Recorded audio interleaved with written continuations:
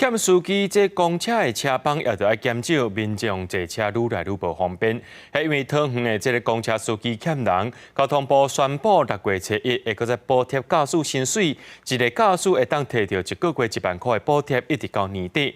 虽然驾驶有的人表示赞同，不过有的人是认为讲安尼是治标无治本，就爱改善整体环境，才会当稳定就业。等公车的队伍排甲真长，一等都是1点钟，也无一定客上公车，已经是上班上课通勤时段上台了。就连平常时的时间，民众也感觉公车变较歹等啊。会不会觉得公车比较难等？对啊，公车班次都比较少。那好像最近又减班了吧？通勤的，他们几乎都比较早出门啦，因为车子比较难等的啦。他们会等很久，然后就干脆坐别的公车啦。桃园公车驾驶欠人达到260人，大约占总量25%。欠驾驶，互公车减班，民众坐车真无方便。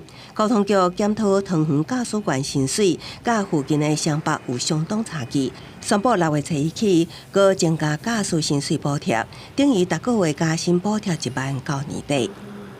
6月1号起再加码驾驶员薪资补贴4000元连同既有的6000元，到今年年底每人每月共有1万元的薪资补贴，那已拉近与双北的水准。你是第一线的，你怎么看这个政策？真的有帮助吗？有帮助，非常帮助很大。